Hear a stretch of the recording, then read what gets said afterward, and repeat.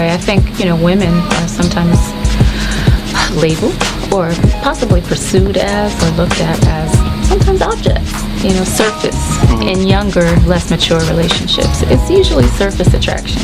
Let's start there. And then you hear all kinds of new school lingo like main, like side and trophy or wifey. I'm like, what are those things? I don't do main. Okay, I don't do number one because that means there's a number two and a number three. I don't like that kind of stuff. Main, well, what does that mean? That means there are others. I don't like those kinds of words. Also, I don't mind trophy because it means it's a prize, but there is work to do, which like a woman describes, there's work to do to get to know me. That's what a relationship is. Ask you about Jay-Z because I always heard like you had some kind of C&D where you couldn't talk about Jay-Z, but I never signed no paperwork. Okay, you never signed no paperwork. I just didn't want to put my family's life on the line. So you were worried about him coming to get you? Yeah, like everybody else is. Because I've seen a lot of Rock Nation on your page and stuff like that. So now you're more vocal. What was the turning point? They went too far. Sean Combs and Sean Carter have been working together for the better part of 25 years to find a way to take over full control of the entertainment industry. They have been slumping and sidelining relevant hip-hop communities for decades so that they can have. A week after accusing Jay-Z of working with the people, singer Maya, who wasn't even signed to Rock Nation, is among the former members of the Rock Nation roster who are coming up to talk about their experiences with him and how they were treated. Now, Maya is speaking out about how she feels Jay-Z destroyed her career, according to.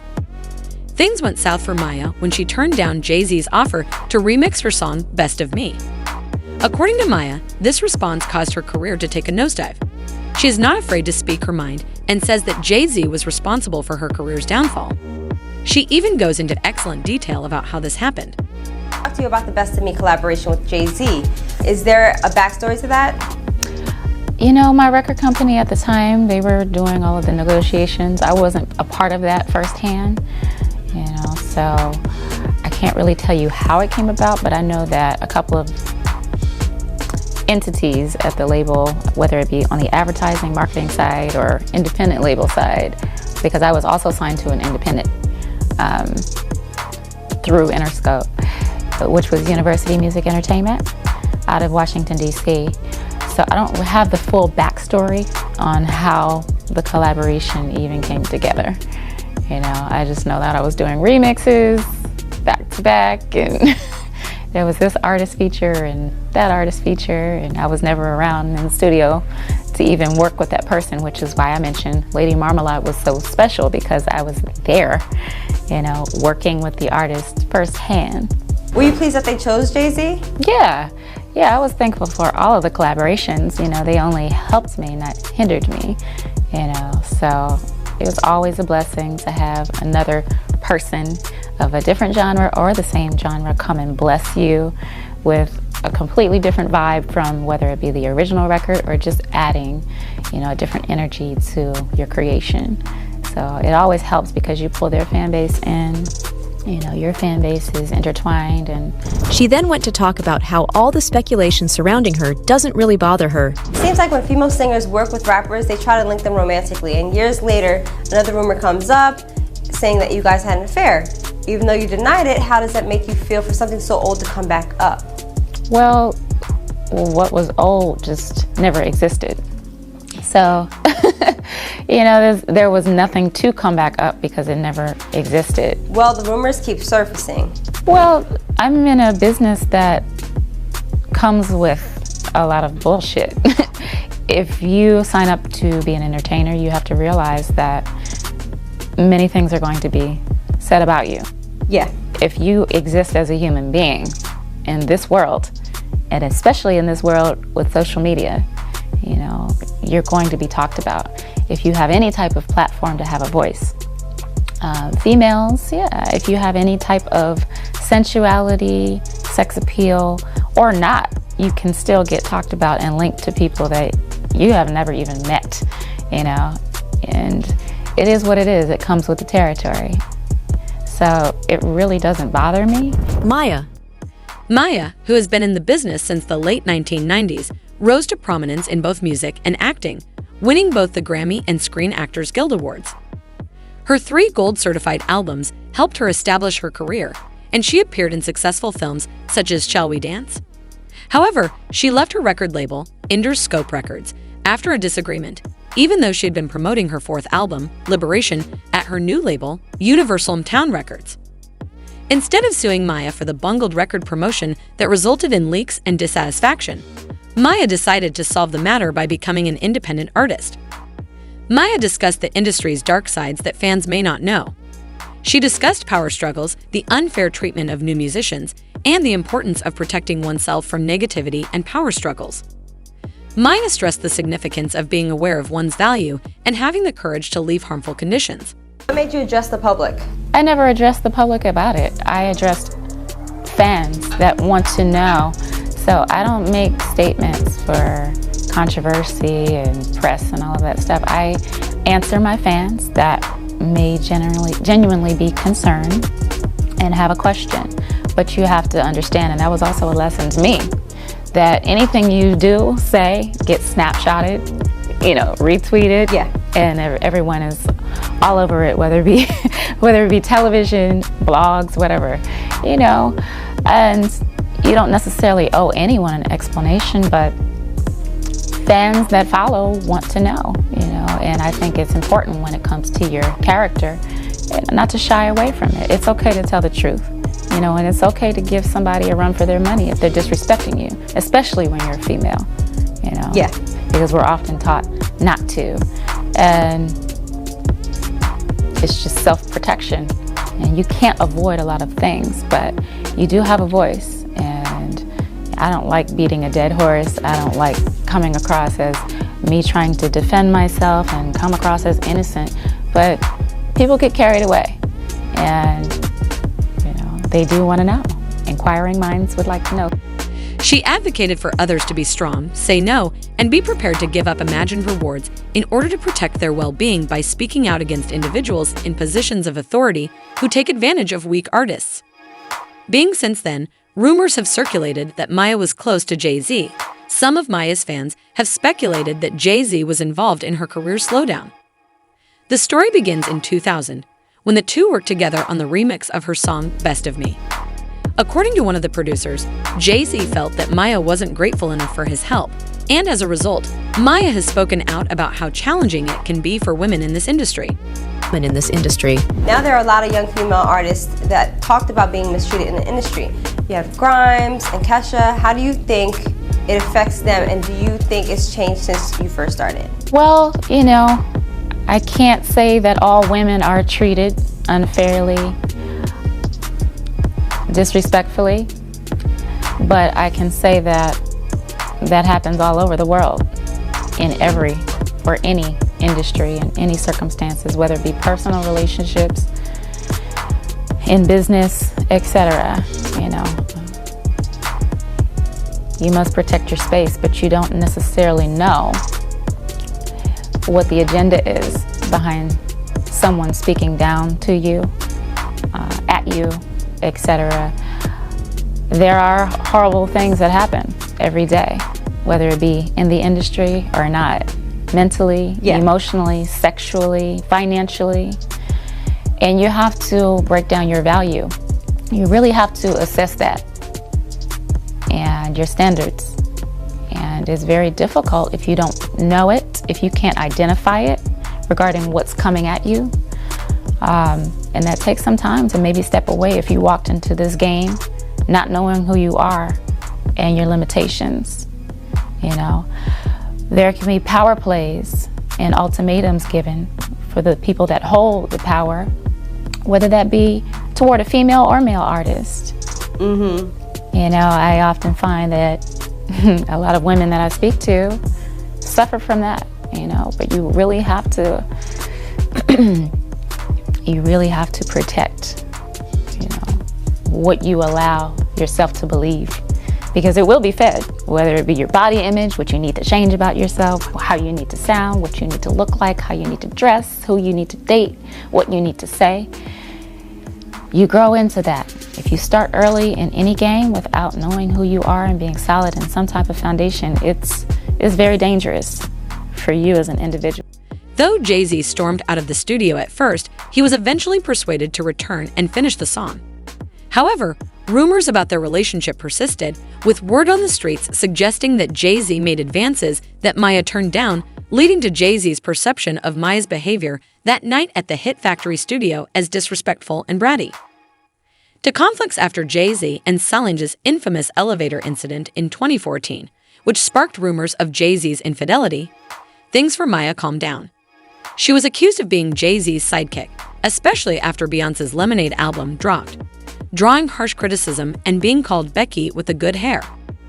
Maya was forced to refute the claims in public. Did you hear Beyoncé overnight? No, what happened? She released all of this stuff, accusing Jay-Z of cheating. Oh, that's awful. I know, right? Do you think that Beyoncé would do that for publicity, or maybe she genuinely feels it? Well, I can't really speak on what another person does, but art is art, and it's definitely an expression of self, often truth. Often truth, you think? Because It can be free therapy. because in the past, of course, you've been accused of similar things. Well, that's what you sign up for when you enter the entertainment business. Absolutely, but it must be hard dealing with all the beehive coming at you. I don't have anybody coming at me, but I know what I'm not guilty of. Oh, of course. But do you think Beyoncé might say things or sing things just to stir up publicity for a new album, or? I can't really speak on what other people do. Art is art. Like I said, to each his own. If it's a real place, then that's how you do it. If you are a recording artist, if you're an artist, etc., you have to have some type of release, and that's what music is about. If it's your truth, speak on it. Do you think he's capable of such things?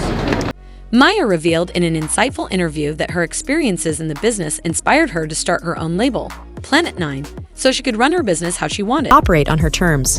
Did you ever feel like you were blackballed? I don't like to make excuses like that. I don't like to be bitter. I know what I feel. And when I feel negativity, and when I feel bullshit, and when I feel ultimatums coming my way, I gotta maneuver elsewhere, So I don't give it the time of day to say, oh, I was blackballed, it's because of you that I don't make excuses. I just know what doesn't feel good, and I just don't work with those entities, and I just don't work with those energies or allow them in my life, So independent has been a blessing for me. Yeah. Not to diss any entity, because guess what? The major label system is beautiful. There are some people, not everyone, that have huge egos, and awful mindsets towards men, towards women, towards people. And it's very difficult to be around. It's just very difficult. And the way they define success is not your idea of success. So you have to step outside of your box, which is why I named my label Planet 9. It's the furthest from Earth. I have had to create my own rules, my own standards to live by, and do things in my own time.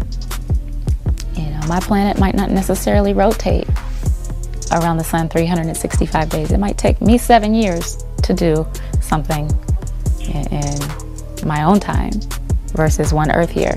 But I have to put myself in a completely different world and environment just to function and stay good, stay alive, and stay happy. The story of Maya strikes a chord with her admirers, who value her courage in defending herself in the face of obstacles and allegations. Maya opted to uphold her moral principles. Her elegance is admired by many. Maya is not the first woman who has crossed Jay-Z in this way. Another moniker for her is Carmen Bryan. Grace and resilience recognize the challenges of working in a field where one person's actions might affect your career for simply exercising the right to say no. Is Carmen Bryan. So you're friends with Jay-Z, and then at one point it turns romantic. After a year. After a year. After about a year and some change. Okay. things change. Yeah. And this was Jay-Z during which album? I mean, Reasonable Doubt was already out. This was Reasonable. I met Jay-Z right after he dropped Reasonable Doubt. Right. Reasonable Doubt was out like a minute because I remember like, oh, what's this? Who's this? Oh, I like this song. And then I met him through a friend at a party. And the next day, Nas and I got into like some big fight, and he pissed me off. And so I just thought, let me call Jay-Z. Okay. Now, Jay-Z's first single sampled Nas on the hook, Dead Presidents. Yes. So there's already this interesting connection between Jay-Z and Nas from the jump. Right. But you know how I looked at that? I looked at, oh, that's the producer who sampled it. I didn't look at it. I didn't honestly see the correlation in the very beginning. Like, I didn't even think twice, like, oh, well, these two might. Okay. But Jay-Z knew that you had a daughter with Nas.